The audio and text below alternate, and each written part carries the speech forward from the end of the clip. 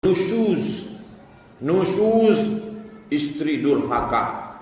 Lebih tinggi dari durhaka, duralek. Lalu bagaimana dosanya Pak Ustaz? Lau kuntu amiran ahadan ala ayyasjuda ala ahadin. Kalaulah boleh aku memerintahkan manusia sujud kepada manusia, maka pastilah aku perintahkan istri sujud kepada suami. Tapi karena tak boleh bersujud, maka jangan kalian sujud. Andai boleh, aku perintahkan. Suami yang bagaimana? Nah, ini jangan melayang dulu. Suami yang mengikuti aturan Allah dan Rasul. Ini suami yang sholat subuh jam 7.30 minta patuh. Ente mesti patuh sama abang. Surgamu di bawah tapak kakimu. Kata siapa? Suami yang membimbing istri. Makan, pakai, tempat tinggal, pendidikan, perhatian. Makan sudah kasih? Sudah. Sesuai dengan standar kemampuan kita. Pakai sudah? Sudah. Pakaian hijab syar'i, menutup aurat. Tempat tinggal? Sudah. Sesuai dengan janganlah sampai kita tertekan, stres. Pendidikan? Sanggup mendidik dia? Didik dia. Dari maghrib ke isya, adinda buka Quran, baca. Abang mau dengar. Sudah mantap bacaan. Tapi abang tak pandai mengaji. Kalau tak sanggup mendidik dia, bawa dia ke masjid. Hari Selasa, bawa dia ke Masjid Ar-Rahman. Dengar Dr. Mawardi Muhammad Saleh. Besok subuh Jumat, bawa ke An-Nur. Dengar pengajian Dr. Saidul Amin, penyakit-penyakit hati. Subuh Ahad, bawa ke An-Nur, Dr. Mustafa Umar.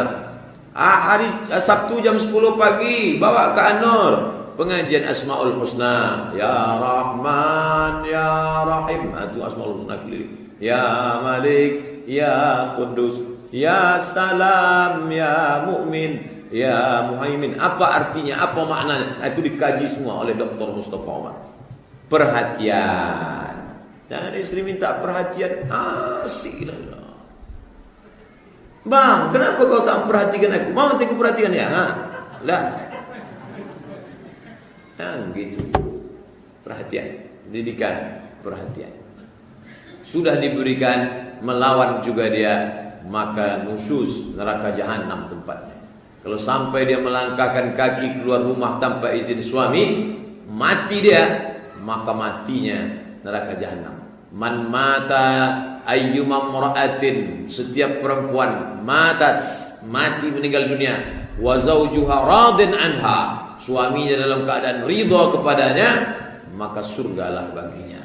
Sebaliknya kata Nabi SAW, huwa jannatuki wa naruki, suamimu adalah surgamu dan nerakamu. Kau bisa masuk surga karena suamimu, kau bisa masuk neraka karena suamimu. Tapi suami yang taat, suami yang mengingatkan bapak, mengingatkan ibu tentang puasa sudah diqadha apa belum, suami yang membangunkan ibu di tengah malam mengajak tahajud, suami yang memperhatikan aurat, kenapa tak pakai baju kurung, kenapa tak jilbab panjang.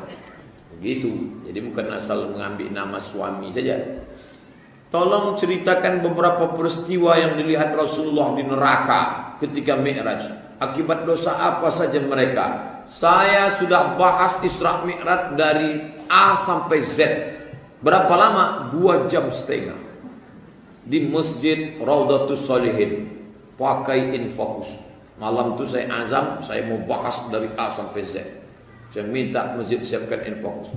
Tinggal buka saja www.youtube.com Somad Isra Mi'raj, enter, download gratis, dengarkan sama anak istri, buat nonton bareng 2 jam setengah, kalah Real Madrid PS Barcelona. Di antara yang dilihatnya apa Pak Ustaz? Dilihat ada perempuan yang makan, laki-laki membuat memakan daging busuk, daging bangkai saudaranya. Siapa ini? Jibril. Mereka lah yang suka menceritakan aib saudaranya, tetangganya, kawannya, sahabatnya.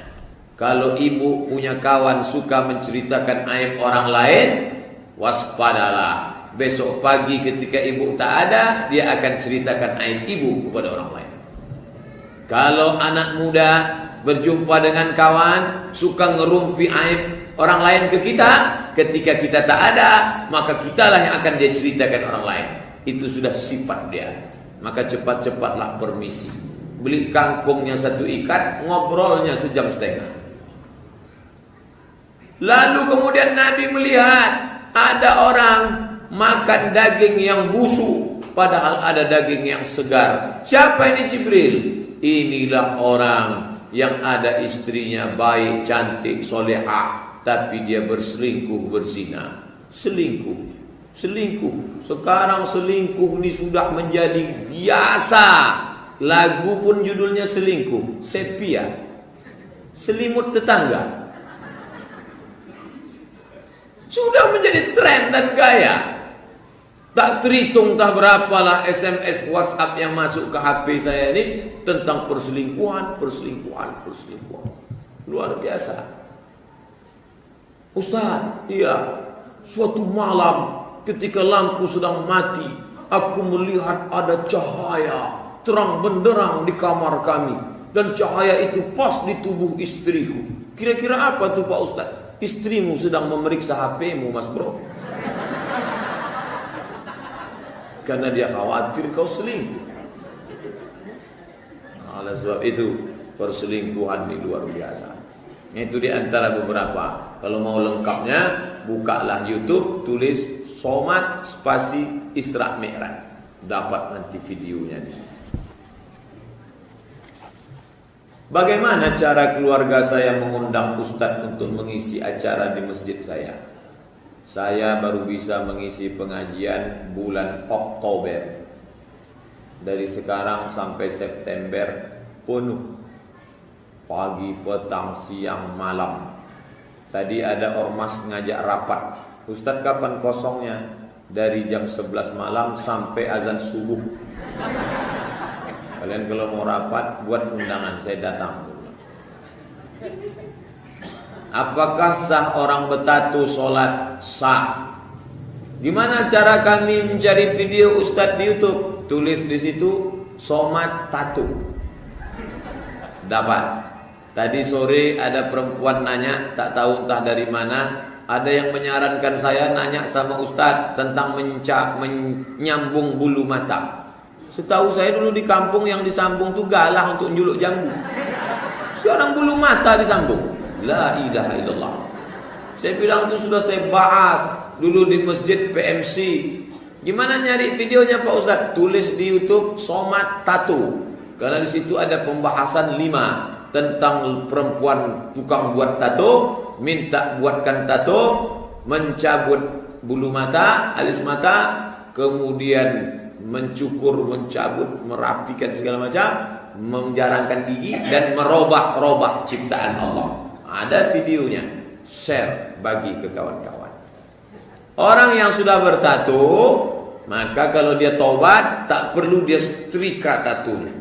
Biarkan aja, sholatnya sah, wuduknya sah, karena tatu tak menghalangi, tidak najis. Ada tatunya gambar ular kobra. Biarkan aja. Ini tidak diambilnya setrika. Mau belok-beloklah ular tadi. Biarkan aja. Tapi ada mazhab yang mengatakan tato itu najis. Mazhab Syafi'i. Ceritanya begini. Cara buat tato itu dilobangi kulit itu, setelah berlobang dimasukkan kahal. Kahal itu celah yang dipakai, dimasukkan kahal. Ketika itu membekulah darah. Itu yang disebut najis. Adapun setelah bersih dia tak perlu, biarkan saja. Jadi kalau ada preman masuk jadi imam bertatu, biar aja. Imam di Jepang itu tato semua, karena mantan yakuza. Yakuza itu semua tato, dari sini saja tato semua. Yakuza, Allahu Akbar, Bismillahirrahmanirrahim. Buat tato, imam yakuza, ada video. Imam yakuza bertatu tapi bacaannya mantap. Udahlah bertatu tak pula mantap bacaan. Karena orang tua berkata air wudhu tak masuk, air wudhu masuk. Yang tak masuk air wudhu kutek tak masuk.